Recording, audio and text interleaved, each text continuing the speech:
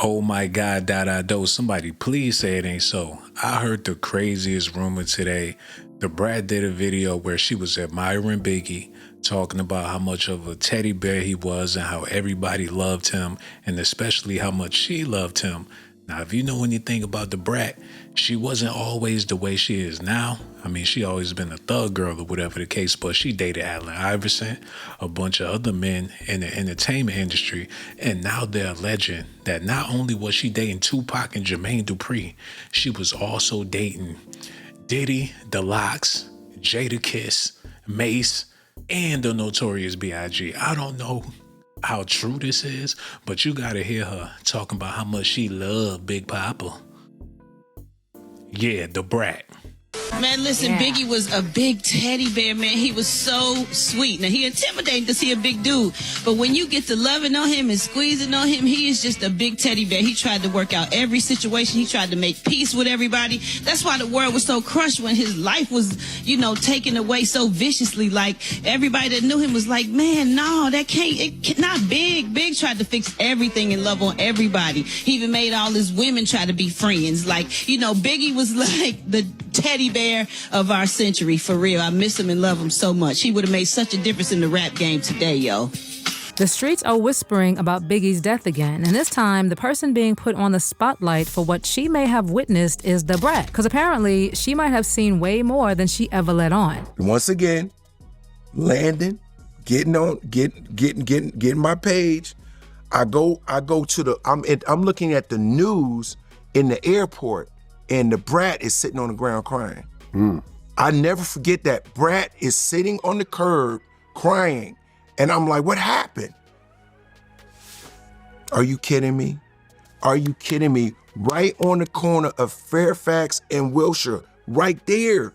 So I'm like, yo, because everybody was outside. Like, how could that happen? Because people couldn't get in the party too. It wasn't like everybody's in the party and nobody was outside. There was a lot of people outside, bro. So people saw it, right? I mean, DaBrat was right there in the mix, close with Jermaine Dupri, making hits and rubbing shoulders with all the big names in the mid-90s. And yes, that includes Biggie and the whole bad boy circle. So the question is, what did DaBrat see? And did she get out just in time? Okay, we know that back in the day, DaBrat was one of the very few women who were navigating that male-dominated high-stakes hip-hop industry. And not just surviving, but thriving. She worked with Biggie, and they collaborated on a notable song called The B-Side, which was featured on the 1995 Bad Boys movie soundtrack. This track was produced by Jermaine Dupri, who also had a close working relationship with both artists. In fact, Jermaine Dupri has spoken about the admiration Biggie had for DaBrat and for her talent, and how their connection was rooted in their shared musical endeavors and respect for each other's artistry in the hip-hop scene. As far as their collaborations, Biggie also made an appearance in the remix video for DaBrat's song, Give It To You. In addition, DaBrat also moved in the same circles as Diddy, and she had a front row seat to the chaos, the parties, the secret deals, and all of the off-record drama. Well, because of this, some folks believe she witnessed things that made her step back. But have you ever wondered why she never got pulled into the deeper mess that consumed so many others in that era? It's almost like she saw the storm coming and made a conscious choice to duck out of the way. But before she took a step back, there has been growing speculation that she may have known what happened to Biggie and how Diddy was involved. I mean, it's already been said a million times by different people that Biggie was planning to leave Bad Boy and Diddy was not about to let him go without a fight. In fact, a lot of people have speculated that this may have been the major reason why he was taken out. Then in that expose that Rolling Stone did on Diddy, several people said Biggie and Diddy were never on good terms, and he pressured Bad Boy employees to focus on marketing and album sales for Biggie's release, Life After Death, after Biggie died. Like, he was not even grieving and was obsessed with the album being #1. Apparently, Diddy also still tried to steal Biggie's shine after his death, and there's an incident that was narrated by Kirk Burroughs claiming that Rolling Stone approached Bad Boy with the opportunity for Biggie's legacy, but instead Diddy wanted the spot. Kirk said he was telling Diddy, "Let's make it Biggie, you still have a chance for a cover in the future." But Diddy responded, "No, he's dead. I'm putting out Combs' debut album No Way Out in July. I need to be on the cover of Rolling Stone." So that's how Diddy ended up on the 1997 cover of the publication titled Puff Daddy, the New King of Hip Hop. The Rolling Stone article also also highlighted that 2 years after the cover dropped, Diddy did an interview with them where he admitted that Biggie's death brought him so much money when he told them, "I think his passing added to the fame. At least 2 million of the nearly 5 million copies of No Way Out sold were due to his death." Straight up. And that doesn't necessarily feel good, but that's the reality. In the article, Kirk Burrows also shared that Diddy had a certain jealousy for Biggie's friendship with Tupac before they started feuding. Apparently, Diddy wanted a friendship with Pac, but Tupac wasn't interested because he didn't have any kind of respect for Diddy. In fact, the assumption is that Diddy was the one who initiated the beef because Kirk also said that Diddy is the one who pushed Biggie to write beefy songs and even released Biggie's single Who Shot Ya in 1995 because he knew that it would be viewed as a jab at Tupac.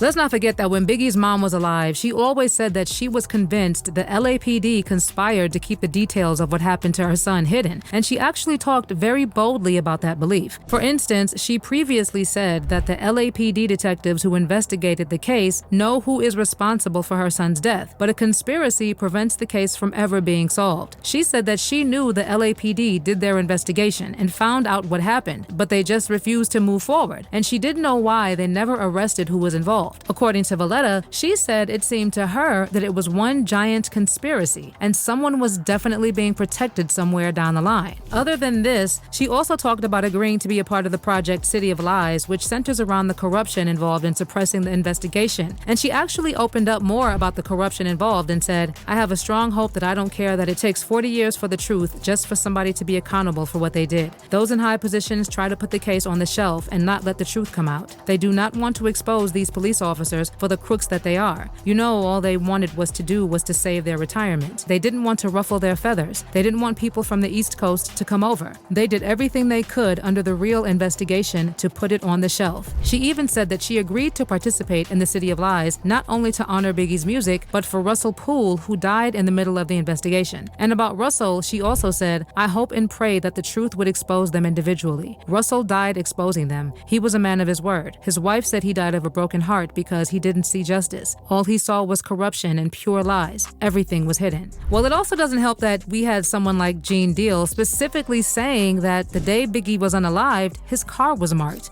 So my whole thing about it is that it was somebody in our crew that wanted them to know that Big was in that vehicle. And to separate it, that's where you get there was more than one people trying to kill us. You understand? You're right. That's where you get that at, brother. That there was more than one, different people was trying to kill us. Because somebody wanted to know, yo, if y'all gonna get big, here go the car with the stickers on it. Well, now what people are saying is that DaBrat knew who was beefing with who, which calls were being made behind closed doors, and how things shifted after Biggie got too big. And while she's always played it cool in public, there are clips, subtle comments, where you can tell she's holding back. Like she knows way more than she's ever said. Biggie was a personal friend of mine. He was an amazing person. He was like a big teddy bear.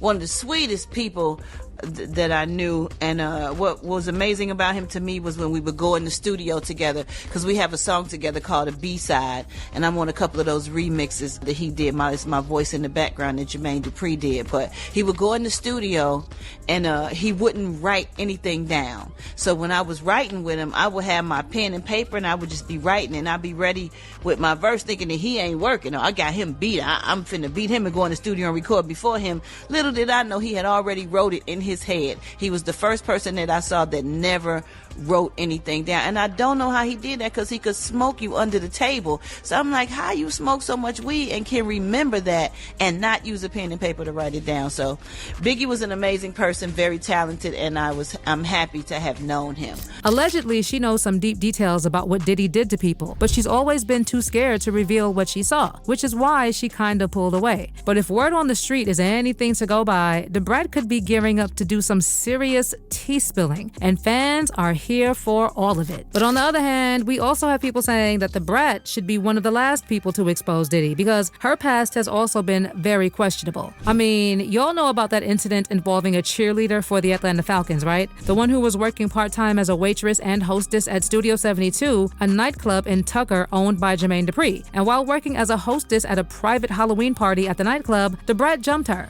As a result, she received a 3-year prison sentence, followed by 7 years of probation and 200 hours of community service. And DaBrat was also ordered to undergo substance treatment, a mental evaluation, and anger management classes. When the incident happened, the woman Shayla said that she was attempting to walk away from DaBrat when DaBrat smashed a nearly full bottle of rum over her head. She further alleged that Jermaine Dupri and his security personnel failed to remove DaBrat from the club and failed to protect her from DaBrat during the altercation. And as if that wasn't enough, Jermaine failed to seek appropriate and timely medical treatment for her or to report DaBrat to the authorities for fear of bad publicity for Studio 72. Now, in a lawsuit, Shayla claimed blunt force trauma to the head, resulting in brain damage. She also sustained severe lacerations to her head and face, which resulted in permanent scarring and nerve damage. She argued that in addition to medical treatment and pain and suffering, her career as a professional cheerleader and actress was cut short due to her facial disfigurement, resulting in a loss of income. I think DaBrat has still yet to pay the money she was ordered to pay, which is around $8 million, up from the initial $6.4 million.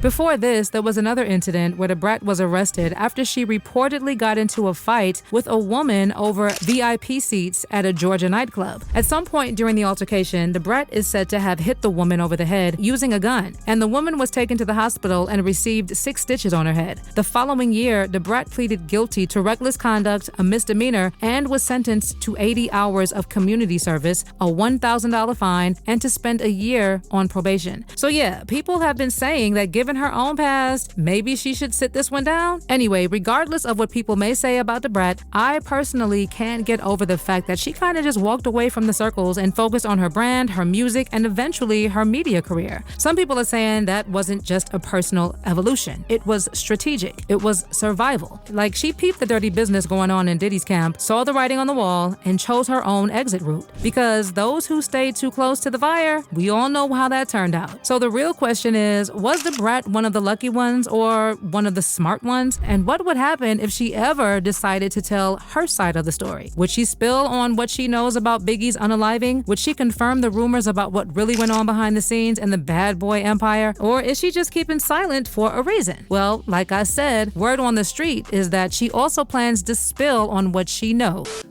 Oh my God, that I do. Y'all gotta let me know what y'all think about this in the comment section, man. Do y'all feel like DaBrat need to keep quiet before she expose some things that shouldn't be exposed? You already got people out here spreading rumors about her dating Biggie when he was still with Faith Evans and Lil' Kim. That's not a good look, but the more she talk, the more people are gonna talk, and the more people are gonna add on to what she's saying. So it's probably her best bet to keep quiet. Y'all let me know what y'all think about these rumors, allegations, and speculations. I got so much love for y'all, man. Make sure y'all do me a favor. Hit that like button, subscribe to the channel. And for all you beautiful ladies out there, y'all already know I risk my life. Risk my life to give you documentations, girl. I risk my life to give you documentations, girl. I risk my life to give you documentations, girl. I risk my life to give